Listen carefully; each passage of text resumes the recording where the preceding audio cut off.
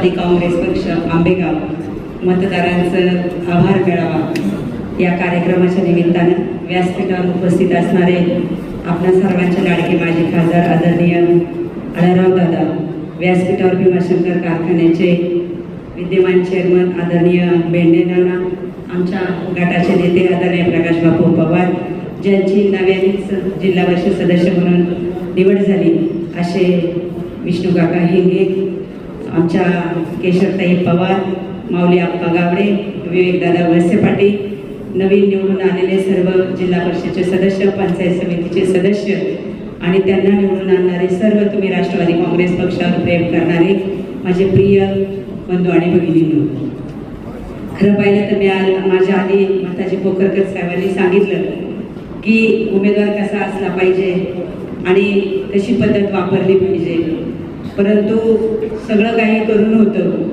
सुखात जातो, दुःखात जातो, विकास काम करतो, पण कधी कधी एखाद्या गटात असं वाटतं की आपण कमी पडतो. याचं कारण अजूनही आम्हाला मिळालं नाही.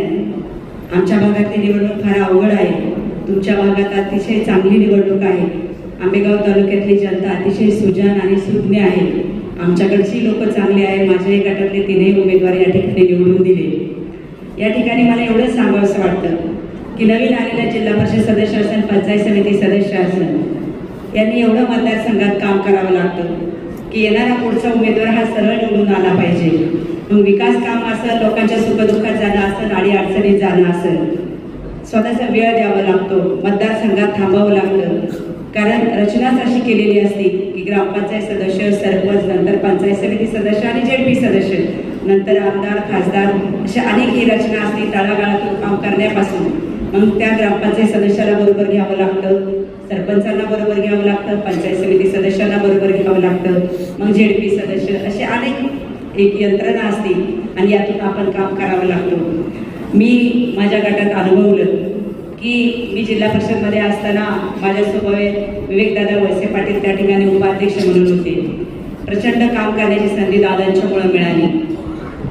एकदम शांत आणि संयमी स्वभावाचे उपाध्यक्ष म्हणून त्या पुणे जेडपीला लाभले आणि नेहमी दादांना एखादा कागद घेऊन गेला का ते आपले हा म्हणायचे, पण द्यायचे काम मला, चला बाबा गट कोणी जास्त लोक येत नाही, ताई एकट्याच मागणी करतात.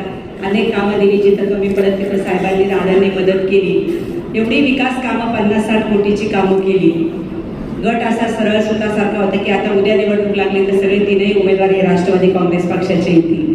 परंतु मध्ये 1-2-4 वर्ष गेलं आणि आम्ही जरी लोकांच्या सुखदुःखात जात होतो, परंतु आमच्या कामावर सगळ्या लोकांनी त्याच्यावर विरजण घातलं. कुणीही कामाचा विचार केला नाही. त्या इलेक्शनमध्ये कुणीही म्हटलं नाही की हा रस्ता आमचा झाला तो राहिला, कुणी कामही मागितली नाही. आम्ही फक्त लोकांना जाऊन हात जोडले. परंतु मग हे का झालं की हे 2-4 वर्षात आमचं आणि लोकांचं एक संवाद कमी झाला असं मला वाटतं की आम्ही बी माझी झाल्यानंतर थोडंसं जायचं कमी केलं. पण असं व्हायला नाही पाहिजे, लोकांच्या टचमध्ये राहिलं पाहिजे.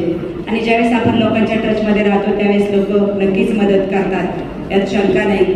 मी जेवढे उमेदवार निवडून आले त्यांचं तर खरंच मनापासून आभार व्यक्त करेन. आणि जे पडले त्यांनी पण खचून जाऊ नका. आपण कुठं कमी पडलो, आपण का कमी पडलो याचं थोडं आत्मपरीक्षण करा. भविष्यात नक्की साहेब सगळी मंडळी तुमच्या पाठीशी आहे आणि भविष्यात ती संधी मिळेल. चांगलं काम करा, पक्षाशी एकनिष्ठ राहा, साहेबांशी एकनिष्ठ राहा. एकनिष्ठपणाने राहिले तर संधी ही मिळाल्याशिवाय राहत नाही. तुम्ही सगळ्यांनी चांगलं काम केलं. आमच्याही गटात तीनही उमेदवार एक चांगले त्या ठिकाणी बहुमताने निवडून दिले. आमच्या जेडपीचा उमेदवार तर 19,600 मतांनी निवडून आला, म्हणजे जवळजवळ 19,600 मतांनी. आमचे पंचायत समितीचे दोन्ही उमेदवार 4-4, 5-5 हजार मताने निवडून आले. तुमच्याकडे सुद्धा चांगलं मताधिक्य दिलं. एखादा उमेदवार 1 मताने जरी निवडून आला तरी तो जेडपी सदस्य आणि पंचायत समिती सदस्य असतोच. असं काही नाही की खूप जास्त मताने निवडून आला म्हणजे कमी मतावाल्याची किंमत कमी. तिथं जेडपीत गेला तुम्हाला कोणी विचारत नाही तुम्ही किती मताने निवडून आले. तुम्ही निवडून आले, तुम्ही जिल्हा परिषदेचे सदस्य झालात, फक्त तुम्ही जाऊन जनतेच्या टचमध्ये राहा, लोकांचं काम करा, आपल्या नेत्याचे सूचनेचं पालन करा, पक्षाचं पालन करा, सगळ्यांना बरोबर घ्या. एवढं करा. जीवनात यशस्वी झाल्याशिवाय राहणार नाही. आलेल्या सदस्यांना मनापासून शुभेच्छा देते.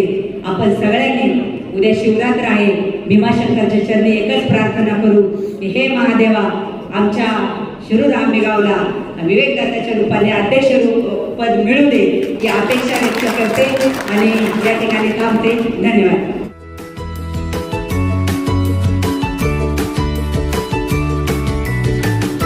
बातम्या शेतीच्या, बातम्या मातीच्या, बातम्या अन्यायाच्या, गुन्हेगारीच्या,